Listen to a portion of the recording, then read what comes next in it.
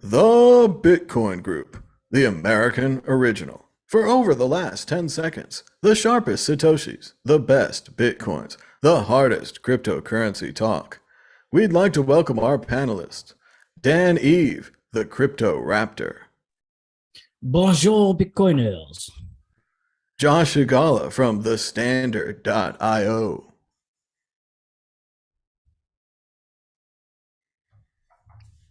gotta unmute yourself. Oh shit. So noob. Hello, hello, hello. How are you doing, folks? It's his first day. Yeah. And I'm Thomas Hunt from the World Crypto Network. Moving on to the first topic, Issue 1. Issue 1, El Salvador's Bitcoin bond. Overpromised and underdelivered. The bond is delayed again. Dan Eve, what's happening in El Salvador? Why can't they seem to sell this Bitcoin bond, Bitcoin City, powered by volcanoes? It seems like such an easy sell. Well, it says that they've raised $1 billion from investors, right? And half of it's dedicated to financial infrastructure and financing infrastructure projects. So, like the volcano mining infrastructure, and the other half to buying Bitcoin. So it sounds like they're making progress, but also it seems like they're waiting on some law to some legal side to be passed, some bill to be passed before they can kind of take it to the next level. Now, obviously, at the moment they've been hit very hard with the fact that Bitcoin has taken a bit of a dump. I think they're definitely in the negative right now with their Bitcoin buying, and then unfortunately. They've also got the IMF loan coming up, which is like $800 million or something. So the IMF keeps on knocking at their door and being like, "Are you sure you want to go down the Bitcoin route?" But it's not a failed experiment yet, right? Like Bitcoin may go even lower. I'll not say yeah. I hope it isn't a failed experiment. Ultimately, I know a lot of people are wishing for it. Why you'd wish for something to fail? Especially if you don't have any skin in the game, you can understand it if it's the IMF because they seem they'll lose a lot of power.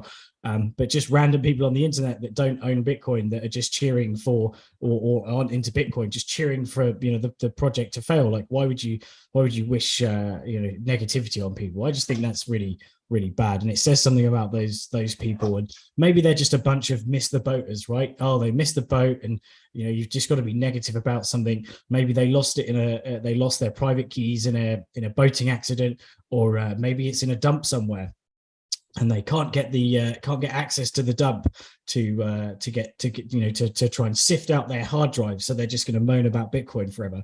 But ultimately, this is a big test case of Bitcoin. It's the first country to accept Bitcoin as legal tender. Things started off a bit shaky with the Chivo wallet, but they seem to be progressing on, giving people more options to use different wallets, different software to actually to manage their transactions. And of course, the main thing is that it's not forced, right? Initially, it was going to be forced. Now it's a case of it's an opt-in. So you don't have to accept Bitcoin, for example, but you can do. So let's just hope that it goes well ultimately. And I want to see El Salvador do good, right? I want to see this awesome futuristic city in 5 years' time that's built with mining rewards from the Bitcoin volcano. And I hope it does okay. Opt-in, volcano bonds, Bitcoin City. Josh Igala, is the El Salvador dream over? Unmute yourself. No way, man. The El Salvador dream of is not over yet. No, look, Bitcoin was never meant to be a state money. It was meant to be a personal money. It was meant to be a bearer-based asset that anybody in the world can use. The fact that countries have jumped on board is no surprise, because it is the rarest number you can find, and actually has value. So it is not surprising that they have, but it's not designed for states. It's designed for people. It's designed, and it's one of the first currencies ever to come from the bottom up. It started with the total base layer, then it built up to the next layer, then it slowly went to institutions, and now it's at governments. And governments like El Salvador, they're fairly, it's a fairly small country. It's a country that has financial problems and also criminal problems. It has, it has a benevolent dictator as well, as such. And so, it's an interesting use case for Bitcoin. It's not like Bitcoin's chosen them. They chose Bitcoin. So, but I think when launching this bond, they do have to time it right. You want to time it right. And this is what we're doing at the Standard as well. We have to time our launch as well right with the market. There's no point launching anything in a bear market. Running Vaultoro since 2015, it's one of the oldest Bitcoin exchanges at this stage. And we've seen the cycles. When people say, the price of Bitcoin doesn't matter because one Bitcoin is worth one Bitcoin. Yeah, you can say that on a personal level, but actually on a more macro level, it does matter. The exchanges volumes drop like crazy. People stop buying alpaca socks. The industry dries up because people just start holding their bags rather than using it as a currency. And so, yeah, I think they're just biding their time and waiting for the right time. And I would probably do the same if I was a bit benevolent dictator. Not that I would ever like to be that, more of on the anarchist leanings of as little government as possible, if not no government for me. Nah, I read the articles. Bitcoin made a deal with El Salvador. Bitcoin itself signed the deal. The country agreed with the deal.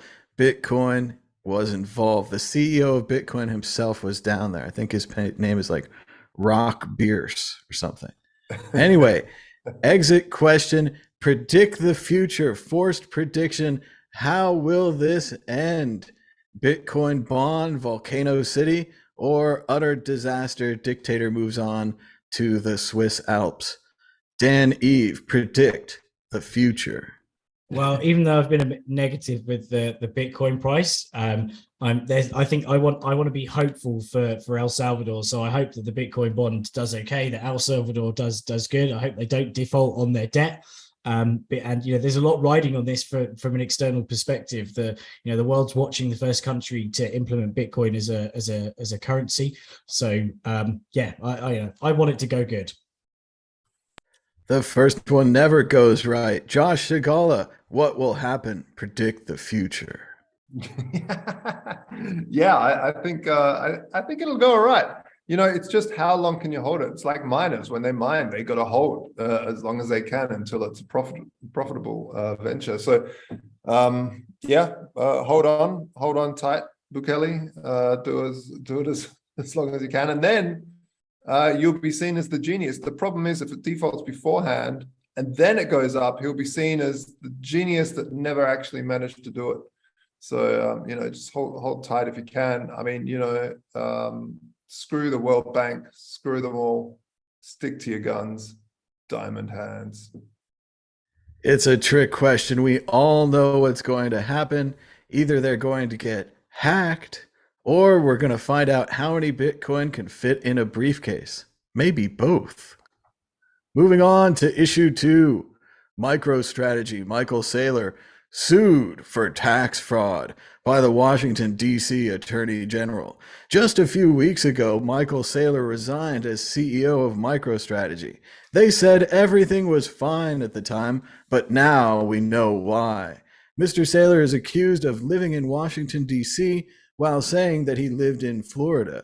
There's up to $100 million in alleged unpaid taxes. Is this big trouble for Michael Saylor? Josh Sigala. Yeah, I mean, when the state starts to, when they have so much inflation, what they want to do is get taxes back, because effectively what tax are a burn to the inflation that was spent during the COVID time. So We saw that the Biden administration is pumping billions into the IRS and training agents to knock down doors and arrest people and all sorts of stuff.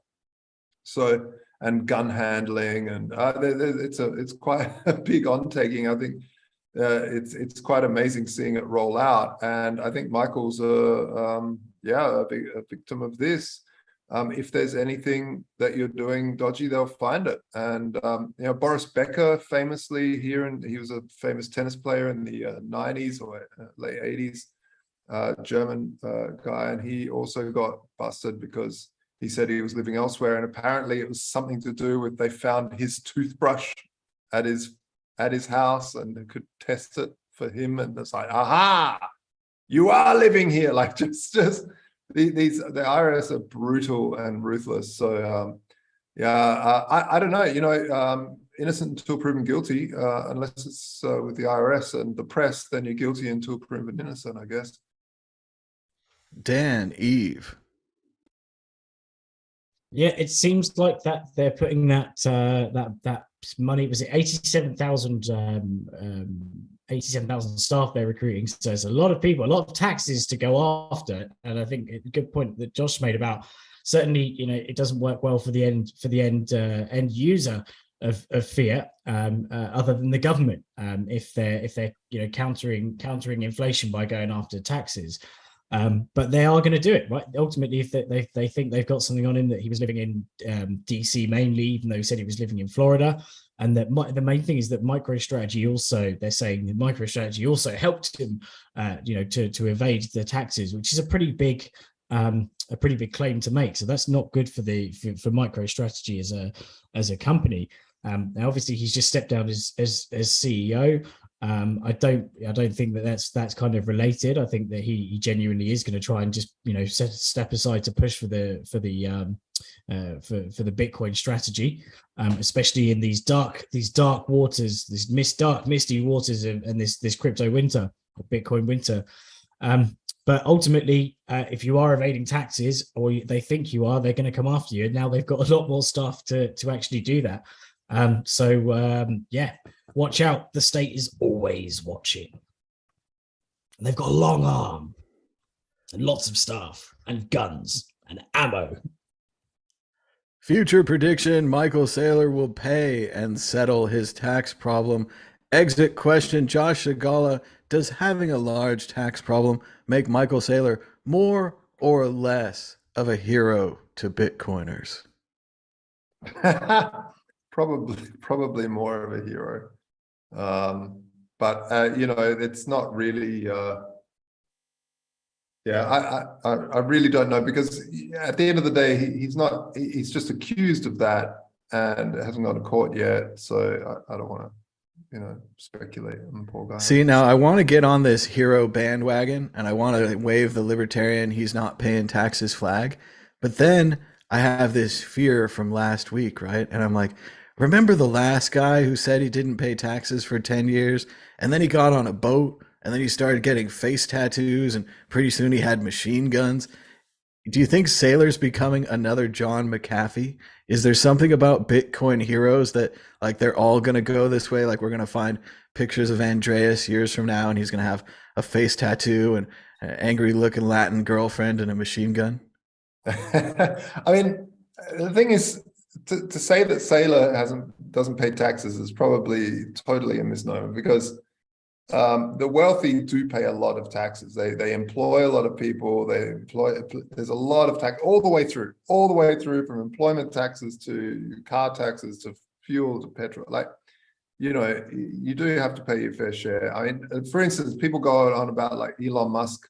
And he literally has paid the biggest tax bill in the history of mankind to anybody, and paid it. So, it's a bit unfair to say that he hasn't paid taxes. I think he's probably paid taxes, just maybe not that state tax, because there's just taxes coming out from every corner at the moment.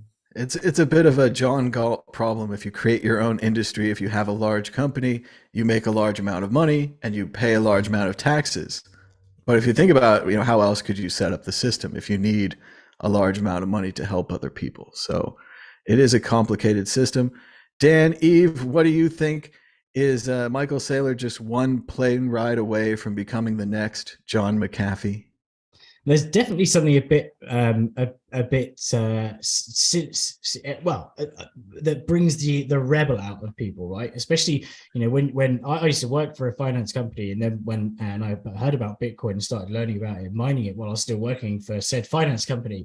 And I found myself more and more kind of, you know, my attitude being like, yeah, screw you finance guys, not the actual people, but the system, right? It's the system. It's rebelling against the system, you know, because there's a lot of things about, especially, you know, about the way treasury systems work, and that you know, you could just make everything a lot easier in terms of international currency exchanges by just using Bitcoin and having one currency, which is Bitcoin. So I think it brings out the rebel in people.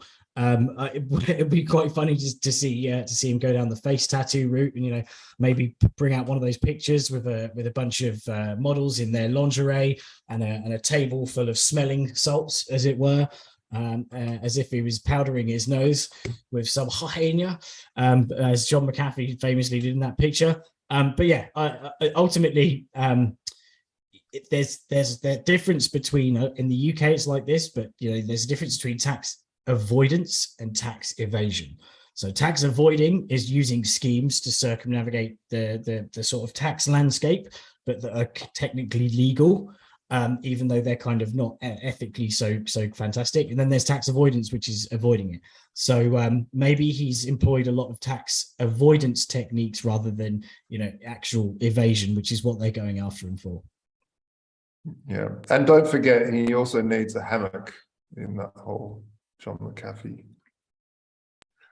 Next up, I think Jack from Twitter will be joining the Rocky Horror Picture Show, being live on the road.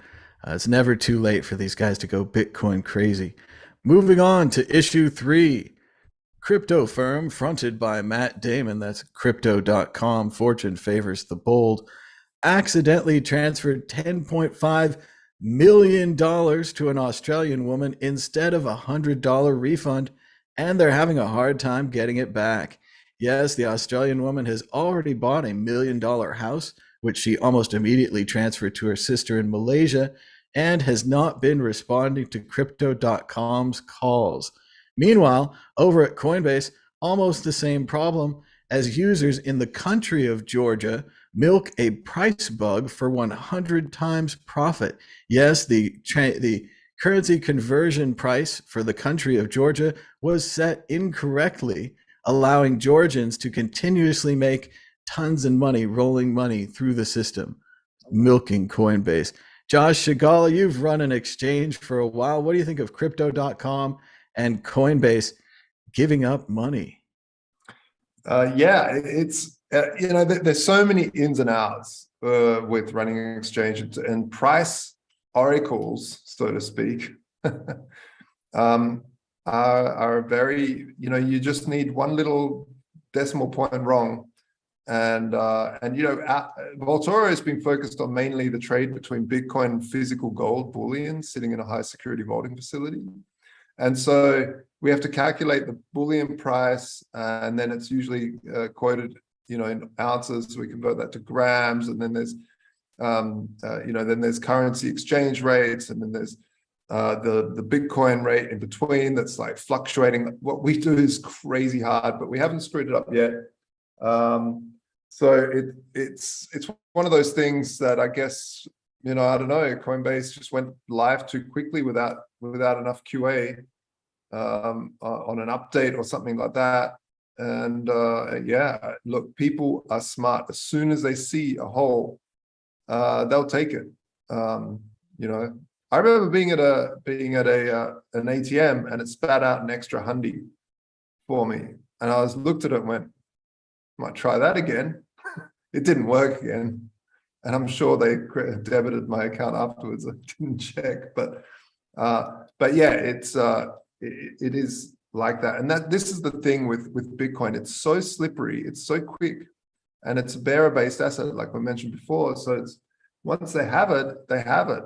And you know, this woman in this article went off and bought a house and changed the ownership to her sister's name and stuff. And now charging her for more than, once the Bitcoin's gone, it's gone. And this is what makes it really, really hard to do stuff like, I don't know, even referral programs and stuff where you're like, oh, we'll give you, just signing up some free Bitcoin, because then you just get fake people signing up and just soaking you, just sponging you dry so quickly that it'll make your head spin. So it's very difficult. It's not like the fiat system where you can really make that a slow and it's just too slow for people to build up those quick release faucets if you've screwed something up in your code. So I'm sorry to hear it. I'm sorry to hear that people then take advantage of it and then get screwed. And I think Coinbase is even asking for interest,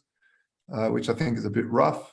I think it's more of a strong arm to make sure that she pays it off, I hope, because it is their fault. And while she should pay it back, I don't know, asking interest for it is a bit rough. Well, the users have been informed they might lose their Coinbase accounts. So there is punishment. There's something gone wrong here. Dan, Eve, they were only off by a decimal point, but they were off for 7 hours. What's going on at Coinbase and crypto.com? Well, I think so these people are pretty naive to think, in fairness, that they're just going to be able to take advantage of something without the repercussions, right? If I was sent X million dollars, I must admit, well, there's different people, but I think, first of all, I'm going to spend that or send it to an address, or dare I say it, like buy something crazy with it, but or send it to a mixer, and be really crazy. But ultimately, I think to myself, no, that's a really dumb idea, because they're gonna get the money back. They're not just gonna go, oh, Dan just got away with $10 million. Like, oh, what a little tyke. Oh god, yeah. I hope especially that you're KYC'd and everything with them, Yeah, like it's very naive. Once I had I received a check for £3,000 that cleared when I put an advert on Gumtree for a flat, and the person was meant to pay their rent up front, and the check cleared and everything, and then they said, oh, I need can you send me back like the £3,000 to this other account, because I need to, I've sent you the money up front, and it was meant to be for costs or something for moving over to the UK. So I looked into it, spoke to the police, and they said, no, nothing fishy about that. And then spoke to the bank, and they went, nothing fishy about that. And my dad was like, that's totally fishy. So then I've remembered the name of the check writer, the company that was on it. And I phoned the company, and they were like, yeah, our checkbook was stolen. And the bank took the money immediately. There was no, I didn't spend it at the time. There was not, they took it back straight away. So they're going to do that, and they're going to pursue that cost, because they're not just going to let $10 million go. Even if it's small fish, even if it's $10,000, they're still going to pursue it. There's now people with their bank accounts frozen. They can't buy groceries. Well, but let's give this woman a chance, though. It was 7 months. Josh is thinking you'd let the money sit in your account for a couple of weeks. You'd be like, oh, I made $10 million. Like, this is really neat. You'd show your friends, right? Oh, but wow. If 7 months went by and you weren't even contacted, like within the first few days, it would be like, congratulations on having $10 million. But 7 months. What do you think about that? That is pretty hardcore, especially as the price of Bitcoin would have probably dropped quite a lot in that 7 months by the time they realized. But ultimately they're gonna claw the money back. I think it's naive to just think you can keep it and then that's it. Hey. The banks are, this is the even with a push system, right? There's control over the banking industry, though. It is showing that it's hard for legal entities to and solicitors to claw back the money, let alone being with Bitcoin and Ethereum, where it's a push-based system. And things can't be reversed, right? Unless it was a DAO that went wrong or something in Ethereum's case. But it was a long time ago. Everyone's forgotten about it by now. I'm just kidding. But yeah, I think it's a shame because, you think bank error, it's like that Monopoly card, right? Bank error in your favor, collect £200. But it's not like that. The bank will come after it and they'll put your ass in jail. And you don't get to collect £200 the next time you go around. Well, and this is a pitch for my brand new game show. It's called Bank Error in Your Favor. and we give you $100,000 at your ATM account, and then the screen just says run. And it's like a Doctor Who episode, and we just see what happens. A camera crew's following you around, and then the bank investigators get on you, and we see how long you can last. Bank error in your favor. We could crowdfund that. We could just give someone 100K and then have the government chase them, something like that. DAO. But don't you think it'd be good? Yeah, see, it's a DAO right there, game show DAO.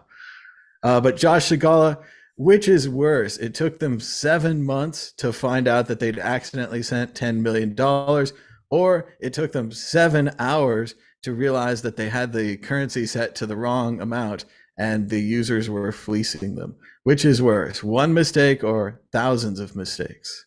Well, I think if Bitcoin kept on going up and it wasn't a crypto winter, they would have maybe just let it slide, because the headache that it causes a lot of people, you have to pretty much put a team on this fuck up, and then try to, like, have them just dealing with that. And if Bitcoin would just go up, they would just write it off as like, oh, screw up, well, whatever. It takes more energy to chase it than it does just to write it off. But during the crypto winter, they might be hurting a little bit more. So they're like, let's chase that up. Yeah. That does seem kind of like the story that Coinbase would probably cover up as well. They have this perfect record of never being hacked, and giving away $10 million to one person in one mistaken transaction is a lot like being hacked. Like, something with your systems went wrong to allow that, and then to not notice it for 7 months. The systems at crypto.com are highly suspect. Dan, Eve, which is worse, crypto.com or Coinbase?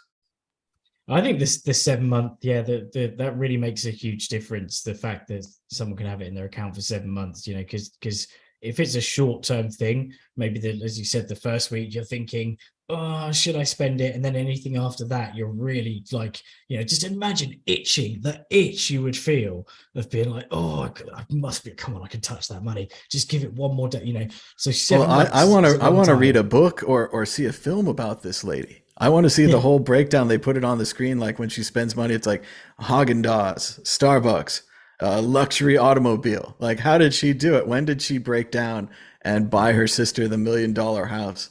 It's a fascinating story. I can't wait to read more. For sure. Yeah, but I think she could have been smart about it and at least made the money work for her during that time, and not actually spent it. Chucked it in some sweet lunar 20%. No, I'm kidding. That would have helped her pay off the $27,000 in interest that the company is charging her. That's the problem. They're like, just put it in some bonds. Come on, the stock market never goes down. Everything will be fine. Yeah, I mean, that's the thing. I don't know if there's any yielding, like highly enough yielding mechanisms in these sort of bear markets. The stock market's down, everything's. Oh, she could have bought US dollars. That's been going up. A dangerous bet, especially with borrowed money. Moving on to the next topic. Check out worldcryptonetwork.com. We've got 3,004 videos. It would take you 3 months, 13 days, and 7 hours to watch all of our ad-free videos on worldcryptonetwork.com, which links to YouTube. It's been 8 years, 8 months, and 14 days since our first video. And check out World Crypto Network podcast on Apple, iTunes, and other places where you listen to podcasts. It's up to date. You can see last week's Bitcoin group right here on the audio podcast. Moving on to issue 4. 62% of wallets did not sell Bitcoin for a year during the bear market. Bitcoin traders have been holding for more than a year despite the uncertainties of the bear market, according to Cointelegraph. On-chain signals are still pessimistic, but 62% of Bitcoin wallets have held their currency for 1 year or longer. Dan, Eve, what does this say about the Bitcoin market? 62% holding. Also, the price has dipped 14% in August as a trader warns of a macro drop down. more trouble for the holders, hodlers? Well, it's definitely a sign that the Bitcoin community is full of hodlers. But I wonder if anyone's ever done any analysis of how long people keep shares for, right? Because that would be good to see the comparison. What's the average, like, especially something like tech stocks, for example? What's the average amount of time that someone keeps holding a tech stock? And I wonder if there's a massive difference because of the hodler mentality. But obviously, people who get into Bitcoin, there's a lot of noobs, and they have to panic sell when they see the price drop. But anyone else, has been in Bitcoin a long while. It's that kind of that meme where like they repurpose Mr. Bean on a roller coaster, just like with a straight face going up and down. That's what you're like. You've got to be resilient to seeing the price drop like 60% in a day and then up, depending on how long you've been in for, and just seeing your entire net worth just drop by an insane percentage and then go up by an insane percentage. It's an incredible roller coaster. But it's ingrained in people now, right? They know that they need to hold on. Otherwise, if they'll be selling at a loss, there's the kind of general rule of thumb about the halving that we talk about quite often. That if you held technically for 4 years or more, you're always going to be up. The thing that might break that actually is if we dip. In fact, we may have already broken that. But the all-time high in 2017, right, was something like 19,500. So if Bitcoin goes below that, and I think it may have even gone below that, right?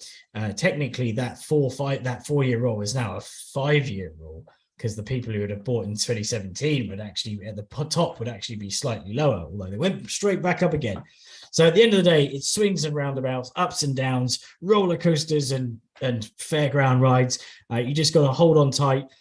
Ignore the Bitcoin price. Make sure that you've got to think of almost it's like your pension, right? You can't touch your pension whilst you're putting the money away until you reach that level of age in terms of your pension maturing.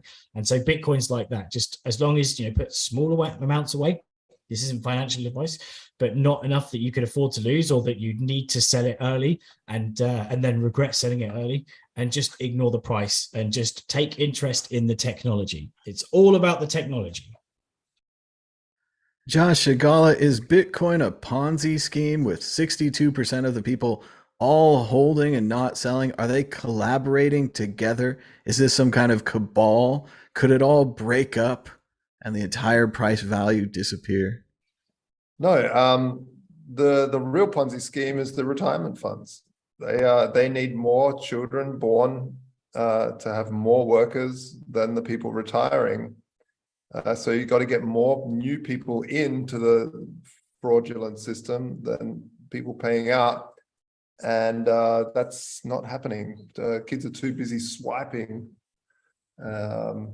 Teenagers, they're finding that birth rates are just dropping globally. It's we're actually heading for an absolute collapse, which is funny because everyone goes on about overpopulation. But anyway, I have given up coffee. So Propagal here in the chat is counting down for my next yawn.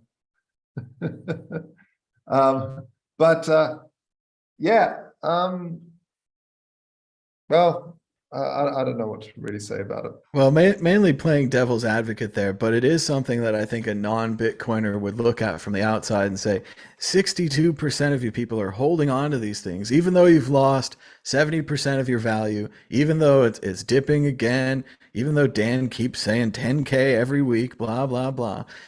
These people still hold on. So I wonder what's wrong with these Bitcoiners, what's different about them. And then I also wonder, as we've seen so many times, that if we're just in a valley again and it goes back up, then we look back at all this and we're like, of course the holders held because they thought that Bitcoin would go up more. They knew there was a limited number of units. They believed in the technology, the same things we've been saying for 8 or 9 years now, the same exact things at 300, at 500, at 5,000, at 50,000.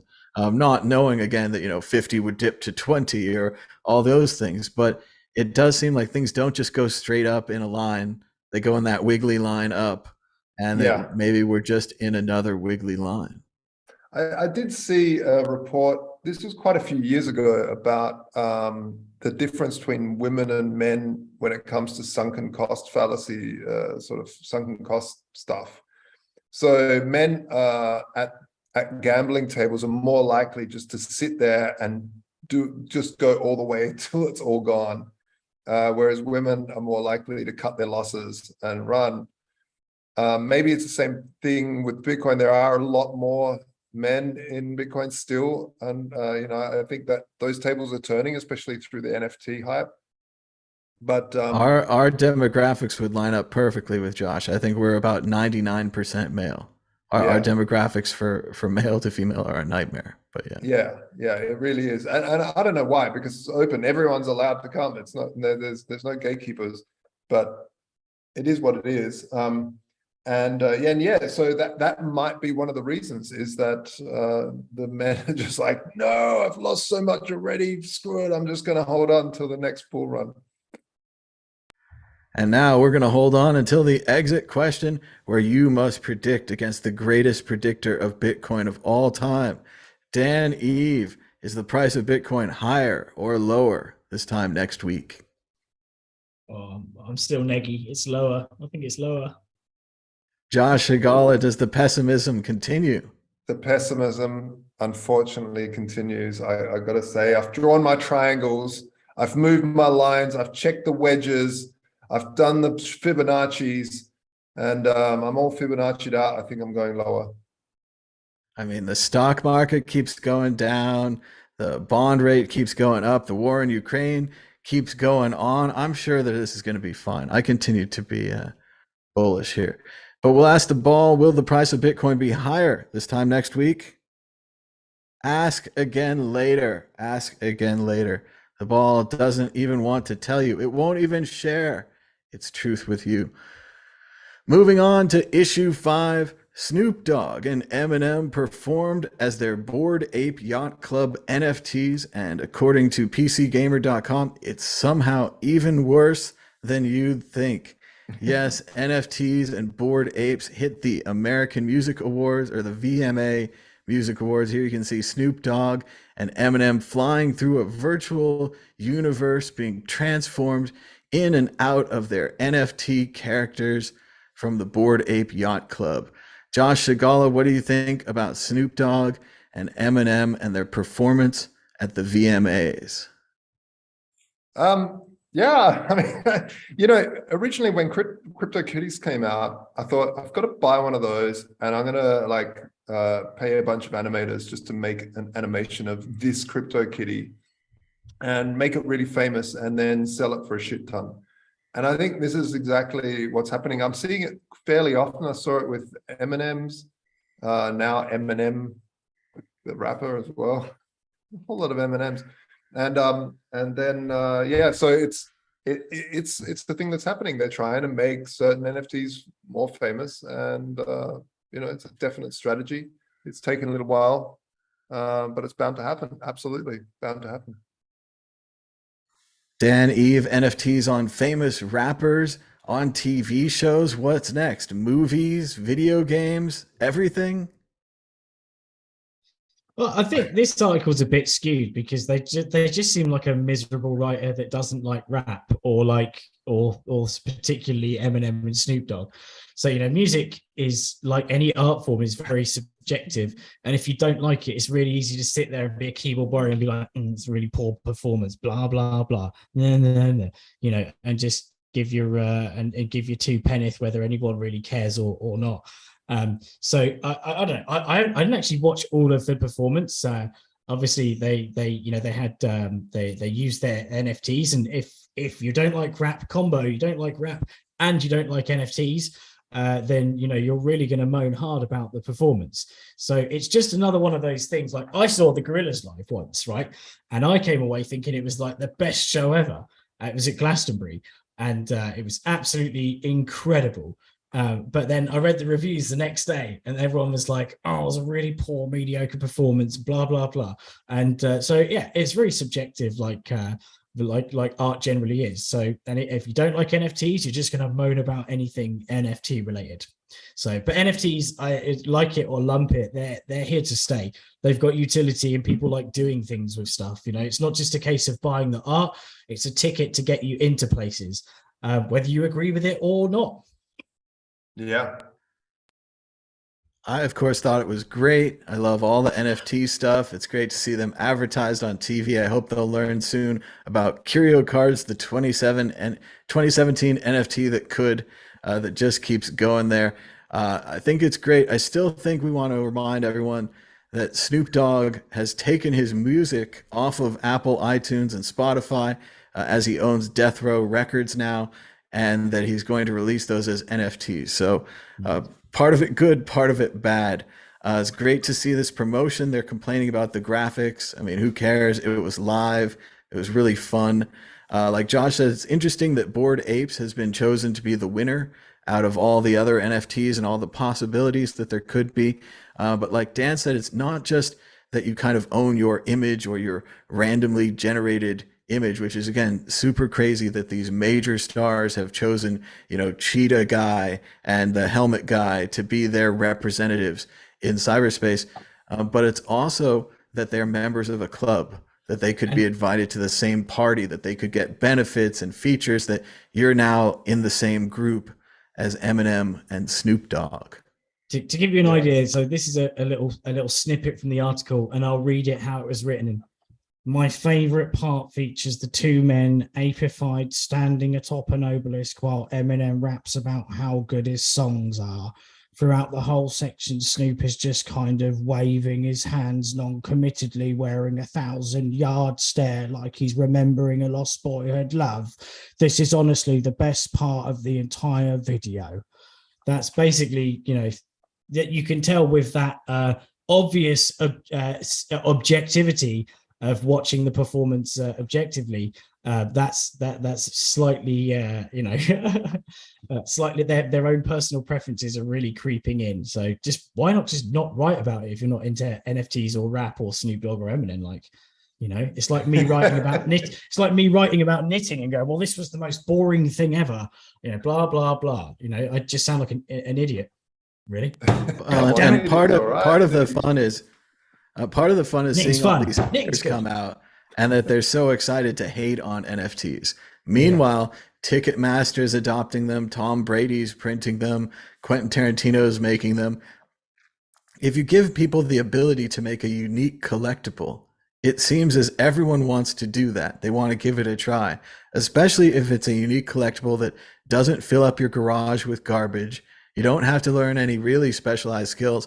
And now with Midjourney and DALL-E, these AI generating things, you could just make your own NFTs out of that. So I think it's incredibly democratizing technology, but we are mainly seeing the large scale effects with major rappers like Snoop Dogg and Eminem buying $500,000 NFTs and then parading them around on the Video Music Awards. So we're not quite at full democracy yet, but we could get there. This sort of egalitarian thing of like ICOs, we could get rid of the VCs and everyone could have a go.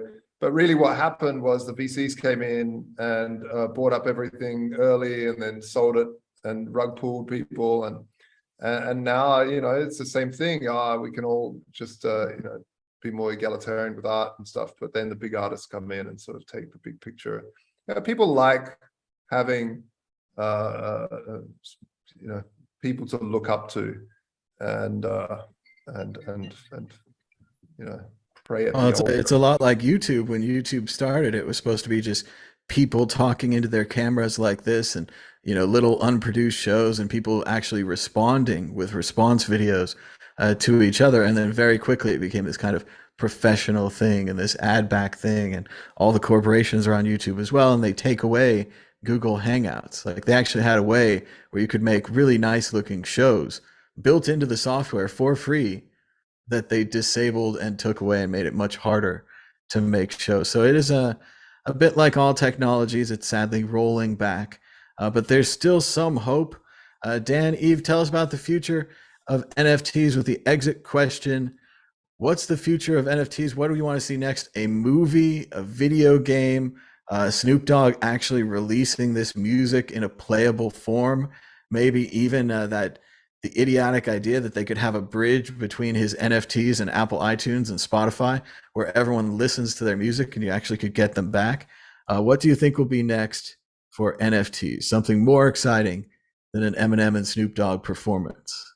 Well, I think it's going to be something that's more practical. Maybe, there's something that will that will really take off is if an existing game company that has all these crazy buyable items suddenly makes them NFT based, so you can redeem your giant sword in your game or whatever, and then sell it on for something else. So I think something like that would really go down quite well with the traditional great gaming community, because it means they can also, the person who's bought this sword and no longer plays the game can actually sell it on, for example, and it can be then transferred to another game or something, and transferred through the game series. And two, it means the publisher gets to get resale a commission out of it.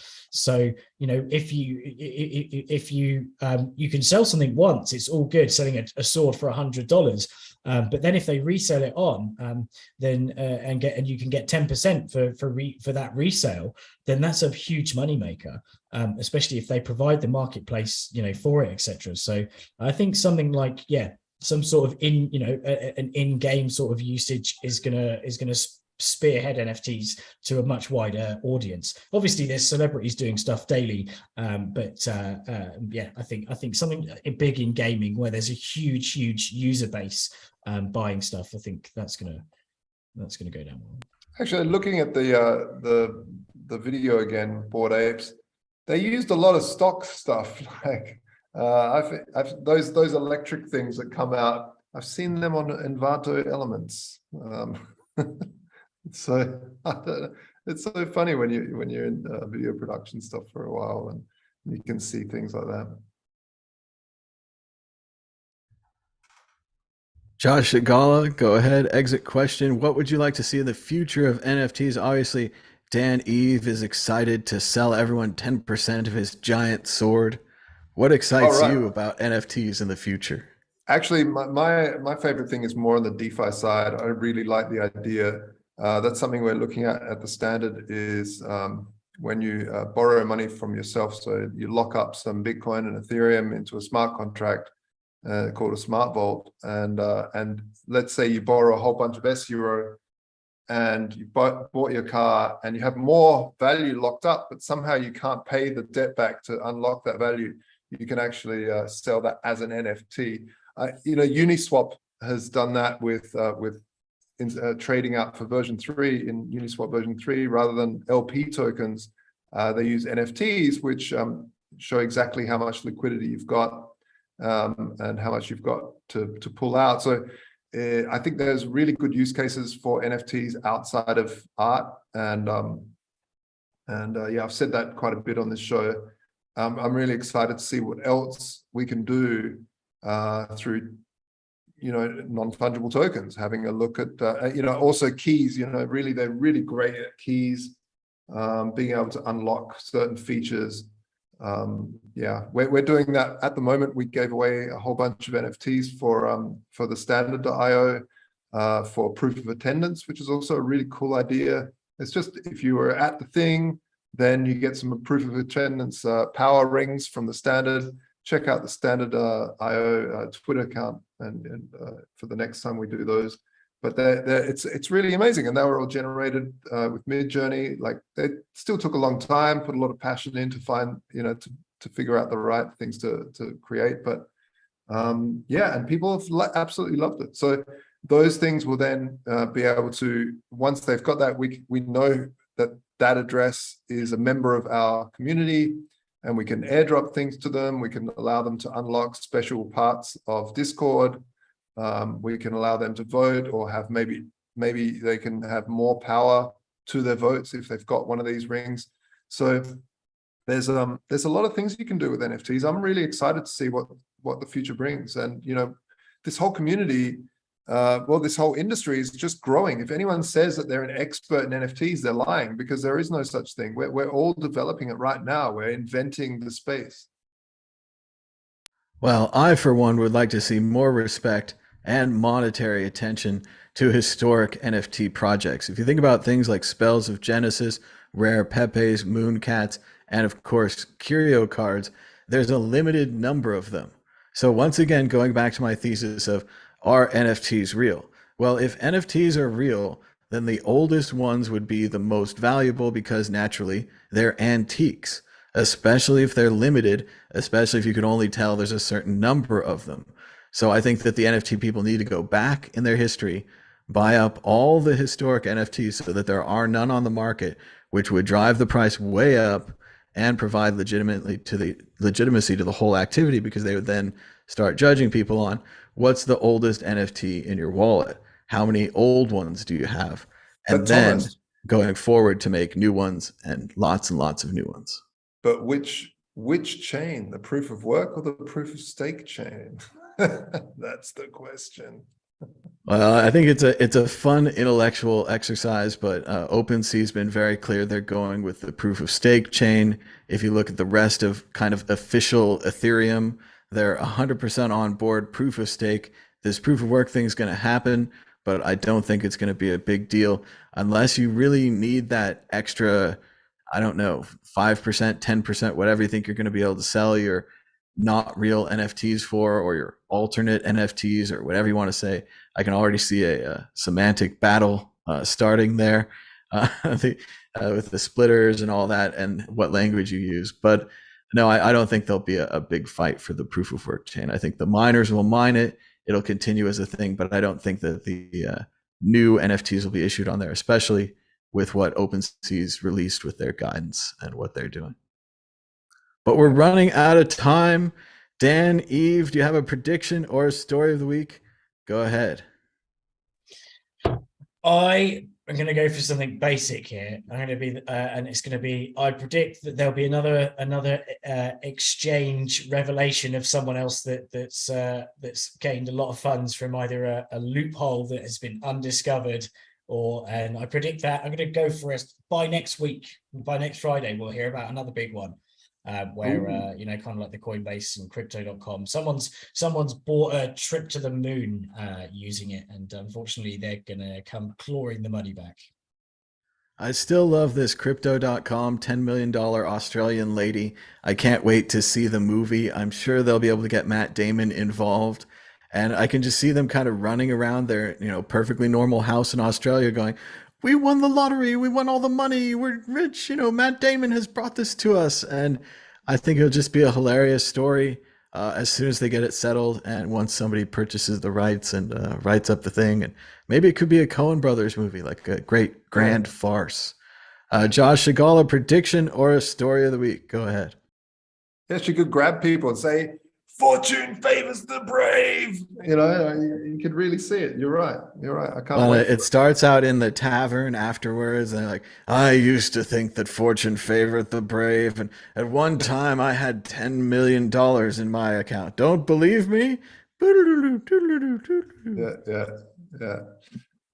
No, we have so much stuff going on. We signed new partnerships over at the Standard.io with Basenode.io, Niftables, Roya Edition. There's just so much stuff happening. Regen Unite, which is like regenerative projects in the crypto space, which is really cool. We're going to be participating in the Burr chain, which is like Berlin blockchain stuff. There's a great event coming up. We've launched also we started getting the audits done for the smart contracts through Hartej from Zokyo. Those guys, they're one of the very first to do smart contract auditing when Ethereum first launched. They really know what they're doing, so we're happy to have them on board. Obviously, Hartej, the co-founder of that, is one of our advisors on the project. And we're just moving forward. We launched on testnet, which is really, really great, on Girly testnet so people can start testing the IBCO, which is the initial bonding curve offering. This is the way we create the first MVP of the stablecoin. It's like a communal smart vault, so people can all put their money in and get a yield out in SU. So basically get a discount on the SURO while it's still, in that time period, it won't be a stable coin yet until it reaches 1-to-1. But it's really exciting seeing it all come out. When you've been working on a project for so long and the interface is starting to come together, tests are starting to happen, less and less bugs. Now we've got the auditors in, so it's really, really exciting to see that, and I can't wait to see the code audit come back and slowly start to launch. If people want to jump on the Discord, just head over to the standard.io and join the Discord and join the fun. It's really it's a blast. Well, sounds great, Josh, and it's glad to hear everything's going well at the standard.io.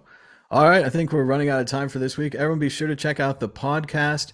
We're keeping it up to date, so just in case you want to have the audio version of this show so you can walk around and do other things, the podcast is now up to date. Be sure to give us a thumbs up down below and leave a comment. We do read your comments, and we do enjoy all the fun spam comments that we get. I think this week we had some kind of coin. They buzzed through the section, and then we deleted them all, and then they came back and they replied to everyone twice. And it's just like, what an amazing algorithm YouTube must be running to allow people to reply twice, to allow people to post the same message over and over again, and not even to check it, like just to let it through. It's amazing, the technology they have here at YouTube. I'm totally impressed. Google, don't be evil. They continue to surprise. I also love that they let all these like obvious scam videos live, with Elon giving away thousands of Bitcoin all the time. How could they not have put a human being on that? Like, we're all like, oh, you can't do that. It doesn't scale, whatever. But you're a giant company. You put one human being on it whose job is like, I execute these terrible videos. And in a week or two, that kind of level of enforcement would cut it off, right? Everyone would be like, you don't make money that way anymore. But as you'll see, probably when this video ends, it'll recommend, like Josh is saying, one of these Elon scam videos or Bill Gates Bitcoin scam or whatever it is with a big QR code, and he'll double your Bitcoin if you send it to him. So obviously never send your Bitcoin to anyone. They're not going to double it. And they're all live as well. They always, all the scam videos are, they literally make it so that it's on a live reel over and over again. And they and it would be simple for Google to just target their live videos and fix that. Yeah. But again, don't say anything to anger the Google overlords. We're lucky that Twitter is even working on an edit button for us this week. So there is hope. There's hope. And we're running out of time. But until next week, bye.